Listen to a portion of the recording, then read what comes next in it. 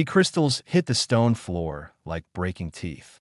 Every single person in the bazaar stopped moving at exactly the same moment. Vendors mid-sentence, buyers mid-reach, children mid-step, and the silence that replaced the noise was the kind that had weight to it. The kind that came before something burned. The dragon who had knocked over the stall was not large by Drac Ven standards. Her scales were dark, the deep violet black of a sky right before a storm swallows the last of the light. She was young. She had been moving too fast and had clipped the edge of the crystal merchant's display with her left wing. And now 47 resonance crystals, each worth more than most people earned in a season, were scattered across 30 feet of open ground. Nobody moved to pick them up. Nobody spoke. They just waited. On this world, in this culture, what came next when a dragon made a mess was either an apology given in flame or nothing. You did not crouch down and start collecting someone else's humiliation. Rin Calloway crouched down and started collecting. He was not thinking about politics. He was not thinking about the watching crowd or the cultural implications or the fact that he was a junior diplomatic aide 3 weeks into his first off-world assignment and probably should have been invisible right now. He saw broken things on the ground, and his hands moved before his brain finished forming an opinion. He picked up one crystal, turned it over, still intact, just dusty, and set it on the merchant's table. Then he picked up another. Then another. He did not look at the dragon. He did not look at the crowd. He just worked his way across the stone floor, collecting crystals, setting them down, completely at ease in the middle of the most dangerous kind of silence this city produced. IT took him about 4 minutes. He found 44 of the 47. 3 had rolled into a drain grate and were gone. When he stood up, brushed dust from his knees, and finally looked around, the crowd had still not moved. The merchant was staring at him like he had done something either very brave or very stupid, and the jury was still out. The dragon was staring at him too. He met her eyes for exactly 1 second. Copper gold, very bright, very alert, and then he nodded politely and walked back toward his original direction. He had a trade document to deliver to a ministry building 6 streets over, and he was already late. He did not think about it again for the rest of the day. She thought about it for the rest of the week. Vyra was the 3rd daughter of Sovereignty's ruling line. In practical terms, this meant she was important enough to be controlled and not important enough to matter. A useful position for the court to keep her in, and a useless position for her to do anything from. She had spent most of her adult life being managed, guided into rooms and out of conversations, given ceremonial duties that looked significant and meant nothing. She was considered difficult, not because she was cruel or unstable, but because she was honest, and honesty in the Drac Ven court was treated like a weather problem, something to be worked around. She had knocked over the stall because she had been flying too low in a bad mood and misjudged the wind. She had expected the usual aftermath, the crowd's fear, the merchant's panic forgiveness, the whole ugly performance of everyone pretending the incident was already over. She had not expected a small, wingless, scaleless, completely non-fireproof creature to get on its knees and clean up her mistake like it was simply the next logical thing to do. He had not bowed. He had not flinched. He had not performed. He had just worked quietly and then walked away. Like it was nothing. Like she was nothing to be afraid of. Vyra could not remember the last time someone had looked at her like she was nothing to be afraid of. It turned out to feel a great deal like relief. She started watching him the next morning. She was careful about it. High elevation, city thermals, nothing obvious. She watched him move through the outer districts of the capital, delivering documents, stopping to ask vendors for directions in his very bad Drac Ven, eating something wrapped in paper while reading from a small screen. He had a quiet way of moving through space. He did not take up more room than he needed. He did not announce himself that on the 3rd day, he stopped on a bridge over the lower canal, leaned on the railing, and talked to himself for 20 minutes. Not anxiously, more like someone organizing their thoughts out loud. She could not catch all of it from her altitude, but she heard him say the word ridiculous twice and laugh at something he said to himself that on the 4th day, he left a small wrapped piece of food on the bridge railing before he left. He did not look up when he did it. She landed and ate it. It was sweet. She did not know what it was. She thought about it all night, that on the fifth day, she landed beside him on the outer wall of the city at dusk. She did not speak. She had not planned what to say, and she was not going to say something empty just to fill the air. She folded her wings and sat. The sun was going down over the volcanic range, and the light was turning everything amber and old. Rin Calloway looked at her once, the same way he had in the bazaar. Direct, unbothered, no performance in his face. And then he looked back at the sunset. They sat like that until the stars came out. That IT was the most settled Vira had felt in years. She did not know what to do with that. She filed it away and decided she would think about it later, which was what she always did with things she could not categorize. Later had a way of arriving faster than expected. IT arrived the next morning, in the form of a royal herald whose face, when he saw what he saw from the parapet above, went from calm to something close to controlled panic. He turned and walked very quickly in the direction of the council wing. He did not run. Running would have drawn more attention. But he moved like a man who had just seen a problem. He did not have a category for either, and unlike Vera, he did not intend to wait until later to deal with it. Herald's report reached the High Council before breakfast. By mid-morning, half the court had heard some version of it.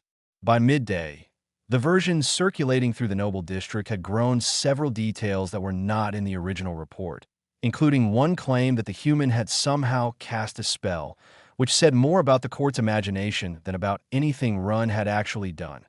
What the Herald had actually reported was this. Princess Vira had been observed sitting beside the human diplomat's aide on the outer wall of the city at dusk, in plain view, for no less than 2 hours, and when she had finally left, she had flown slowly, not the fast, clip flight she used when she wanted to go unnoticed, but wide and easy, the kind of flight that meant something was good. That detail, the slow flight, was the one that disturbed the senior court advisors most. They knew Vira. They had managed Vira for years. Vira did not fly slowly when things were good because things for Vira were rarely good. Something had shifted. They did not yet know how much. They found out the next morning. The soul mark appeared overnight, a pattern of light that rose through a dragon's scales from somewhere deeper than the body, a biological fact of Drakven life that had no polite explanation and no medical override. It appeared on the left side of Vira's neck, running from jaw to collarbone in a branching shape like frozen lightning. It pulsed faintly, slow, and steady. The rhythm matched a human heartbeat. The physician who examined her said nothing for a very long time. Then he asked her to confirm the human's name. She told him. He wrote it down with the careful handwriting of someone who knows the document they're creating is going to cause a great deal of trouble and wants at least the penmanship to be beyond criticism. Within the hour, the council chamber was full.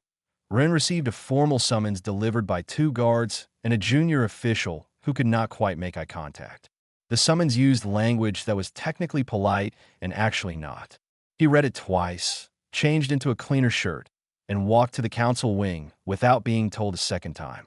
He was, by nature, a person who believed that most problems got worse if you made people wait for you. The chamber was built for beings with wingspans. The ceiling was 40 feet up. The council sat on a curved stone platform above the floor, looking down at the open space where those being addressed were expected to stand. Rin stood there. He was not especially tall. In that room, at that moment, he looked very small, which was accurate and also, in its own way, completely misleading. The council head, a broad, old dragon named Savrik, whose scales had gone from deep red to the dull orange of a cooling coal, spoke first. He outlined the situation, the soul mark, its implications, the fact that it had bonded to a human. He said the word human with the specific careful neutrality of someone trying very hard not to say what they actually thought. Rin listened without interrupting. When Savrik finished, Rin said, "I understand. I want to be clear that I did not pursue anything. I sat on a wall and watched the sunset. If there's a law I have broken, I would like to know which one." Nobody answered that, because there was not one that the debate that followed was long and recursive. The council members talked around the problem with the practiced fluency of people who had spent centuries making complicated things sound orderly. The central argument, stripped of its formal language, was this: A human was not an appropriate bondmate for a princess of the blood. Humans were short-lived, biologically fragile, politically insignificant, and had only been a spacefaring species for a little over 1,000 years. The bond might be real, they could not deny the mark, but it could not be allowed to mean anything formal. There would be no union. There would be no recognition. The human would complete his diplomatic assignment and leave. They gave him 30 days. During all of this, Virus sat in the gallery above and said nothing. She had been told, very firmly, that this session was not hers to speak in. She had agreed to that instruction with a quietness that her handlers mistook for compliance and was actually something else entirely. Near the end of the session, Savrik asked if she had anything to add before they closed. It was a formality. He expected nothing. She looked down at Run, who was still standing in the center of the floor with the same expression he had worn since he arrived, attentive, patient, like a man who had all the time in the world and none of the anxiety they were counting on, and she said 3 words in the old tongue. He stayed still. The chamber did not know what to do with that. The old tongue had not been used in open council in decades. The phrase itself was simple, but its weight in Drakven tradition was not. In the old stories, he stayed still was the phrase used to describe the rarest thing, a being that did not run from a dragon, not out of stupidity, not out of bravado, but because they had genuinely decided the dragon was worth staying for. Rin did not speak the old tongue. He had no idea what she had said, but he looked up at her when she said it, and something passed between them across the 40 feet of open air that no one in the chamber had a category for and no one particularly wanted to think about too hard. The session closed. The 30 days began. That night, Rin returned to his quarters in the diplomatic annex, a modest set of rooms designed for beings half again his size, and found Vyra already there. She had landed on the outer balcony and was coiled around the stone railing with her wings folded and her eyes half closed. She had, very clearly, no intention of explaining herself or asking permission. Rin looked at her for a moment. Then he went inside, picked up his evening reports, brought them to the chair nearest the open balcony door, and sat down to read. After a while, the sound of her breathing slowed into the long, even rhythm of sleep. He worked for another 2 hours. The night was cold and very clear. Somewhere in the city, in an office he had never visited, a court spy was trying to write a report about what he had witnessed and finding that none of his usual frameworks applied. He rewrote the opening 3 times and then gave up and went home. He would try again in the morning. Some things he had decided needed to be described in daylight to make any kind of sense that he was wrong about that. But he would not find that out for another 28 days. Rin did not stop working. This seemed to confuse the court observers assigned to watch him. They had expected what exactly was not clear, but something more dramatic. Grief, perhaps, or scheming, or the kind of desperate social climbing that usually accompanied a low-ranked outsider who had accidentally become interesting to powerful people. What they got was a man who showed up to his trade document meetings on time, asked sensible questions, ate his meals, and seemed, by every observable measure, completely fine that he was not completely fine. But his version of not fine looked a great deal like competence, which was a human trait the observers had not been briefed on. Vyra found him on the 9th day at a market in the lower district, where he had stopped to buy something from a spice vendor. She landed on a wall above and watched him try to explain what he wanted using a mix of bad Drakvan vocabulary and enthusiastic hand gestures. The vendor was patient. The hand gestures were not especially informative. Eventually, Rin just pointed at 3 things and held up 2 fingers, and the vendor made a decision on his behalf that seemed to satisfy everyone. She dropped down beside him on the street, which cleared a 6-foot radius of foot traffic immediately. Rin glanced at her, then at the suddenly empty space around them, then back at her. "You do that everywhere you go?" he asked. She said, in careful practice Galactic Common, "You do it too. People step around you as well." She had been studying his language in private. She was not going to tell him that yet that he thought about it. "That's fair," he said. They walked the market together. She told him what things were. He told her what humans called similar things back home, which led to a conversation about whether the concept of similar could apply across species that had never shared a planet, which led somewhere neither of them had expected to go by the time they reached the canal bridge. She had not had a conversation that went somewhere unexpected in a very long time. The court had a way of making all conversations arrive at their predetermined destinations regardless of how they started. He asked her, eventually, why she had chosen the outer wall that first evening. Why him specifically? She was quiet for a moment. Then she said, "You cleaned up without making it mean anything. Most people, when they do something kind, they make sure you know they have done something kind. They want you to see it. You were not watching yourself. You were just doing it." Rin said, "That's a lot to get from someone picking up rocks." "Crystals," she corrected. "Right? Crystals." He paused. "Can I ask you something?" She nodded. "Are you happy? Generally. In your life?" Nobody had asked her that in years. Maybe longer. She sat with the question the way she sat with most things, not rushing it, giving it the full weight it deserved. Then she said, "I think I had stopped noticing whether I was or not." Rin nodded slowly, like that answer made complete sense to him. He did not try to fix it or reframe it. He just accepted it, which was more useful than fixing would have been. She told him about her life in pieces over the following days. The succession she had been removed from, not because she was unqualified, but because she was unpredictable, meaning honest. The ceremonial roles that looked like honor and functioned like containment. The younger siblings who had learned early to perform the right emotions at the right moments and had gone much further for it. She did not tell him these things with bitterness. She said them the way a person describes the weather, as facts that existed, that had shaped her, that she had long since decided not to pretend were something else that, in return, he told her about Earth. She had read a summary in a diplomatic brief once, a brief that described the planet in 4 lines and characterized humans as a young, adaptive species of moderate technological development. He told her the actual version, a planet that had spent billions of years inventing new ways to kill everything living on it, and the life that had evolved there had simply kept going. Not because it was strong, because it was at a very deep biological level, too stubborn to read the situation clearly enough to give up. "The animals where I grew up," he said, "there's one that gets hit by large vehicles on the road and survives. Walks away, just goes home. It's not brave. It just doesn't understand that it was supposed to die." He paused. "I think about that animal a lot." Vira looked at him. "Do you think you are that animal?" "Some days," he said. "Yeah." Neither of them talked about the 30 days directly. The deadline existed. They both knew it. But naming it felt like the kind of thing that would take the current shape of things and bend it, and neither of them was ready for that yet. What Bennett instead was lore drabbed. He was old, a decorated general of the sovereignty who had fought in 3 border campaigns and believed with the clean, absolute certainty of someone who had never been genuinely wrong about anything small that he was also right about everything large. He despised outside influence in Drakvin culture the way some people despise a slow leak. Quietly, constantly, with a patience that was actually just anger that had learned to dress better.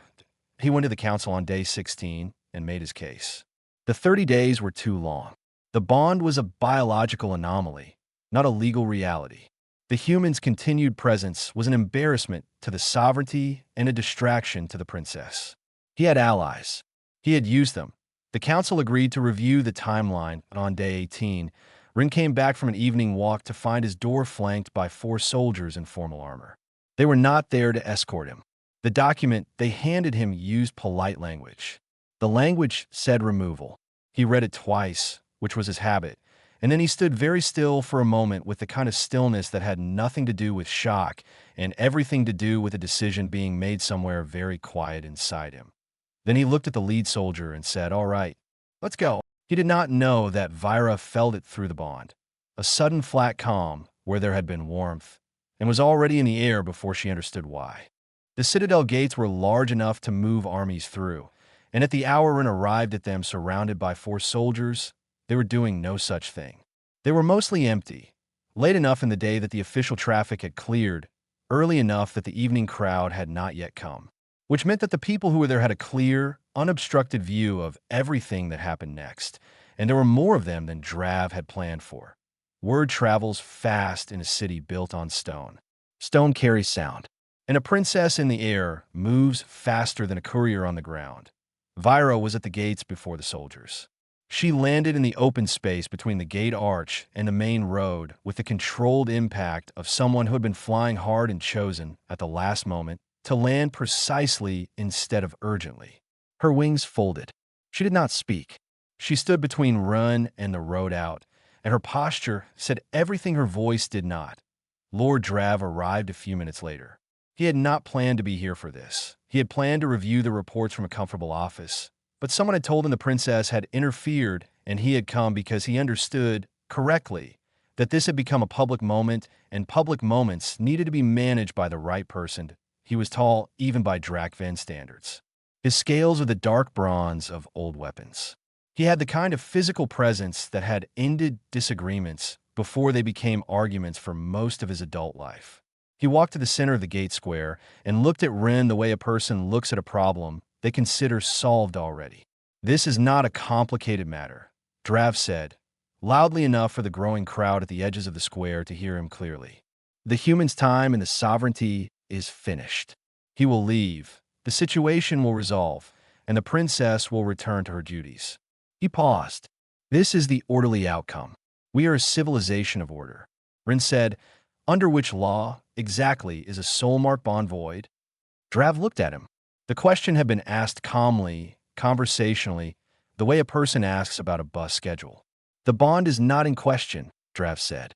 "Your fitness to act on it is." "All right," Rin said. "Then I have a different question. What law gives the council the authority to shorten a formal 30-day departure window by 12 days? Because I have read the diplomatic codes, and I cannot find it." Drav's expression did not change, but something in his posture did. A small, careful shift that the crowd read correctly. He had not expected the human to have read the codes. He composed himself. "The council acts in the interest of the sovereignty. It does not require your approval." "No," Rin agreed. "It doesn't. I'm not arguing that. I'm asking which specific law authorizes the action they took, because if there isn't one, then what happened tonight wasn't legal procedure. It was just 4 soldiers showing up at a door." He let that sit for a moment. "I have no quarrel with anyone here. But there is a difference between a law and a preference, and I think it matters which one we are actually talking about." The crowd was quiet. Not the fearful quiet of the bazaar 3 weeks ago. A different kind, the kind where people are listening because the words are landing somewhere real. Drav switched angles. He was experienced enough to know when a position was not holding. "You are short-lived," he said, and now his voice was almost kind, the tone of someone explaining something painful to someone too young to understand it. "You will be gone in decades. Vyra will live for centuries. You're asking her to bond herself to a memory. That is not love. That is cruelty." The square was very quiet now. Rin looked at Drav for a moment. Then he said, "I know I'll die before her. I've known that since the first day. I'm not asking her to pretend otherwise, and she's never asked me to." He paused. "Where I come from, everyone dies before someone. Husbands before wives. Parents before children. Friends before friends. We do it anyway. We have always done it anyway. The length of the time isn't the point. The quality of the time is the point." He stopped. "I can't explain that any better than that. Either it makes sense to you or it doesn't." One of the older Drakven near the back of the crowd, a very old female whose scales had gone silver with age, spoke in the old tongue. She said it quietly, but the square was quiet enough that it carried. A rough translation, for those who knew the language, was, "The soft skin is not afraid of his own ending." Do you know how rare that is? Even among us? Drav heard it. He made a decision. He turned to the soldiers. "Remove him." Vyra moved. She stepped forward and opened her wings to their full span. Not as a threat, not with heat in her throat, just fully, completely open, the way a wall opens when it becomes a door. The soldiers stopped. No one ordered soldiers to put hands on a princess. The law on that point was not ambiguous. The square held its breath. Then Rin stepped out from behind her. Not away, beside her. He stood at her shoulder and looked at Drav without anger, without challenge, with the particular quality of attention that was simply a person who had decided where they stood and did not need to announce it. Drav looked at the two of them. He looked at the crowd. He looked at the soldiers who were not moving. He had won many things in his long life by understanding when a public moment had turned against him. This one had turned. He did not show that he knew it, but he did know it. "The council will convene," he said, his voice flat and correct. "This will be settled properly." He left. The soldiers, without being told to, followed. The Silver Elder at the back of the crowd watched Run and Vira standing together in the gate square as the last of the light went orange over the volcanic range. She said something else in the old tongue, soft enough that only the two people nearest her heard it. It was not a question. It was the kind of thing you say when something has already happened and you're simply naming it so it becomes real. "The bond had chosen correctly," she said. "It always did. The hard part was making the rest of the world catch up." The Grand Chamber of the High Council had not held an open session in 11 years.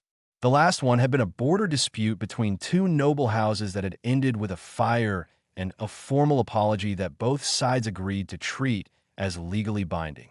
That session had been considered dramatic. The people who attended it and were now filing into the gallery for this one agreed, quietly, that the comparison was already not going to hold. The chamber filled from the top down, the gallery first, then the standing space at the base, then the formal observer rows. Word had spread through every district of the capital overnight. Not all of them were there for draft side of it. A significant number were there because a being from another world had stood in the gate square the previous evening and asked a general, calmly, to show his legal work, and had not moved when asked to move, and they wanted to see what that kind of person did in a council chamber. What Ren did when the session opened was stand in the center of the floor and listen. He had asked to speak. The council had agreed. Savrik, to his credit, had insisted on it. And now they were completing the formal opening proceedings first, which took a while, because Drakvin formal procedure had been written by people who believed that the weight of an institution was partly demonstrated by how long it took to begin doing anything. Drav spoke first. His argument was cleaner and more polished than it had been at the gate. He had spent the night refining it, and it showed. He granted, carefully, that the soul mark was real. He granted that the human was not without basic dignity. He then argued that dignity and fitness were different things, and fitness, in this case, required longevity, heritage, standing, and power, none of which the human possessed in any meaningful degree. He said that allowing the bond to stand as a formal union would establish a precedent that weakened the bloodline, confused the succession, and told every young, ambitious outsider in the galaxy that Drakvin tradition could be bypassed by sitting quietly on a wall at the right moment. He said it well. Several council members who had been uncertain the day before were listening to him with the expression of people who were reconsidering. Then Rin spoke, that he spoke in Drakvin. Not perfectly. His grammar slipped in a few places and his accent was clearly foreign, but he had been practicing in private for 3 weeks because he had suspected from somewhere practical and quiet inside him that if this moment came, he wanted to be the one choosing his own words. He did not want them filtered through a translator who might make them sound more diplomatic than he intended. He did not respond to Drav's argument directly. He told a story that he told them about Earth. Not the summary version, not the diplomatic brief version, the real version. A planet that had spent 4 billion years as a violence engine. Ice ages, volcanoes, mass extinctions, atmospheric collapses, and had produced, out of all of that, life. Specific, stubborn, improbable life. Life that had lost everything multiple times and rebuilt. Life that had watched the sky fall and then made tools from the pieces. He said, "We are not old. We are not large. We are not fireproof or long-lived. We cannot fly, and we do not have scales, and on a clear night, I can look at the stars and know that there are civilizations out there that have been spacefaring since before my species learned to write. I know what we are in the scale of things." He paused. "But we have been burying our dead for 100,000 years, and we have never once stopped loving the people in the ground. Every single generation, every single time, we grieve them and we build something in their name, and we keep going. Not because we are strong, because we decided that the people we love are worth outlasting our own grief for. That is the only thing we are actually good at. That one thing." The chamber was quiet in the particular way of a room where no one wants to be the first person to move. "I know I will die before Vira," he said. I have always known that. I'm not asking her to pretend I won't. I am asking her to spend whatever time exists with someone who will be completely present for it. That is what I can offer. It is not heritage or power or longevity. It is attention. It is a person who shows up and means it every day until the last day.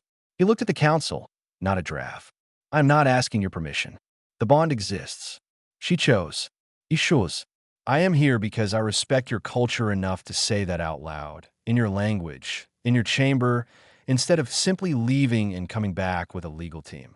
The Silver Elder, who had been given a seat in the observer rows at the front, leaned forward slightly. She had a voice like stones settling, and she used it now, addressing the council directly.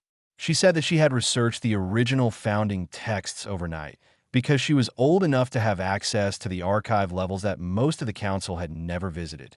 The original law was clear. The council's role in a bond ceremony was to witness it, not approve it, not judge it, witness it. The approval function had been added by a procedural amendment 230 years ago by a council that had, in her legal opinion, overstepped. The amendment had never been challenged because no bond had ever been politically inconvenient enough to make someone look at the founding texts until now. Several council members looked at Savrik.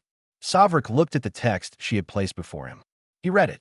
His face did not change, but his silence went from considering to conclusive. Drav saw it. He had spent a lifetime reading rooms. He called in every alliance he had built in 40 years of court politics, and he called them in right then, in the hour before the vote, pulling members aside, making arguments privately that he could not make publicly. It worked on some of them, not enough of them. The vote was called. Vyra, watching from the gallery above, did not look at the council members as they cast it. She looked at Run. He was standing in the center of the floor. He was not performing calm. He was simply calm, the way the ground is calm. Not because nothing is happening, but because it has decided to hold regardless. She reached through the bond, not to give him anything, not to take anything, just to find him there. She did. He was exactly where he said he would be. The vote closed. Savrik read the result into the record. The legal challenge to the bond did not pass. The founding text stood. Drav, for the first time in a very long career, had nothing to say. He gathered himself because he was not a person who let runes see him break, and he left the chamber with his head level and his steps even, and the fact that he managed it was, in its own way, impressive. What happened next, no one had quite planned for. What no one had planned for was Drav turning around in the doorway of the chamber and issuing a personal challenge. It was old law, older than the amendment, older than most of the texts in the archive. The right of formal declaration. A public statement that the challenge party was unworthy to be answered by the challenge party directly. In its original context, it had been used between equals, Drakven warriors, noble houses, commanders of roughly comparable standing.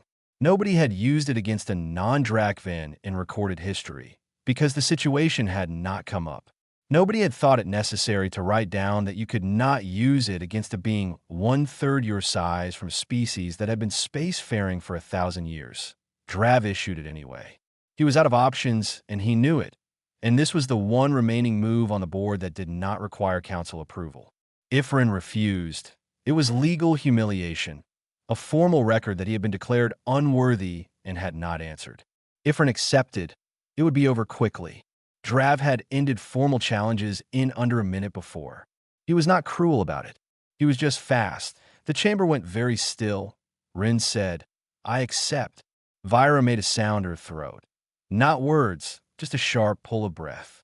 Several council members leaned forward. The gallery above filled with murmuring that stopped when the floor cleared and Run and Drav stood across from each other in the center of the chamber. Drav did not reach for a weapon. In this form of challenge, you did not use weapons.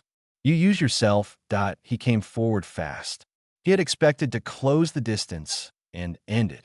What he did not expect was that Ren would move sideways instead of back.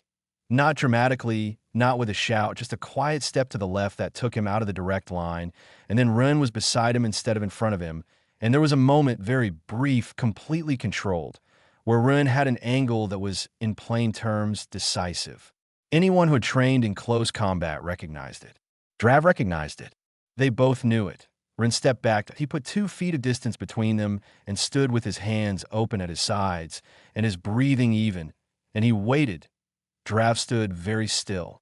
He was old enough and experienced enough to understand exactly what had just happened. The human had been there, completely, undeniably there, and had chosen not to use it. In the ancient law, that was not weakness. In the ancient law, that was the highest expression of it. I had the means. I did not need to use it. I am showing you the difference between power and cruelty in real time. B. Why the original law, the old law, the founding law, the one the Silver Elder had pulled from the archive the night before, showing mercy in a formal challenge ended it. Not in defeat, in something older than defeat. In recognition, the challenge was answered. The declaration of unworthiness was answered. The record would show that the challenge party had demonstrated both the ability to act and the restraint not to, which, by any reading of the original texts, was the definition of worthy. Drav turned and left. This time he did not stop in the doorway. The chamber released a breath it had been holding for about 90 seconds. Several people in the gallery were on their feet. The Silver Elder had both hands pressed flat to the stone railing in front of her, not in distress, but in the posture of someone anchoring themselves against a feeling that was bigger than expected. Savrik stood. He called the chamber to formal order one final time. He read aloud the relevant passage from the founding text. He named the bond between Vira of the sovereignty and Rin Calloway of Earth as legally recognized and recorded. He then said, in the careful language of man, trying to be accurate, that the Council's role in this and in all future bond ceremonies was restored to its original function, to witness and to honor what it witnessed. Vira came down from the gallery. She did not take the long way around through the formal corridors. She dropped from the gallery rail, spread her wings once to slow her fall, and landed on the chamber floor beside Rin in a way that was technically against several indoor conduct protocols and that nobody in the room was going to bring up right now. She stood beside him. He stood beside her. The chamber witnessed it. 3 days later, Rin filed his final diplomatic report. His coordinator on Earth received it, read it twice, which was Rin's habit and apparently contagious, and then forwarded it up the chain with a personal note that said only, "I told you he was the right person for this assignment." The coordinator had not, in fact, said that before the assignment.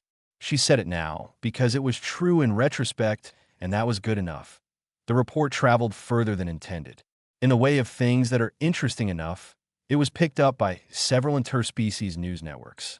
A cultural analyst from one of the older civilizations wrote a short piece about it that circulated among academic circles for months afterward. The piece ended with an observation that became, quietly, the most shared line from the whole affair.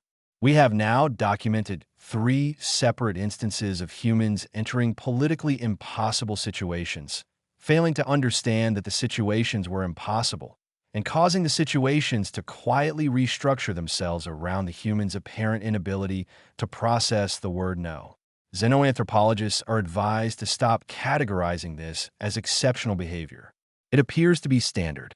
The report itself ended simply. 2 paragraphs of summary, a list of trade agreements successfully completed, a note about the diplomatic relationship between Earth and the Drakven sovereignty now having a somewhat unusual foundation that he expected would be durable for that very reason. And then, assignment complete. Recommend follow-up mission. The Drakven have good tea, and the resonance crystals in the lower market are worth more than the trade brief suggested. We'll discuss on return. R. Calloway on the outer balcony of the Drakven Citadel, in the last light of an evening that had taken longer to arrive than usual because the volcanic range to the north was doing something spectacular with the cloud cover. Rin sat with his back against warm stone, and his report sent, and nowhere immediately to be. Vira was behind him, coiled loosely around the wide balcony railing. Her wings spread overhead like a canopy that had decided to be permanent. The soul mark on her neck pulsed slow and steady in the fading light. His heartbeat. She said, "You could have ended the challenge faster. I felt you decide not to." "Yeah," he said. "Why?" He thought about it. Not because he did not know, but because he wanted to say it right. "Because winning and being right are different things," he said. And I wanted to be right. Vira was quiet for a moment.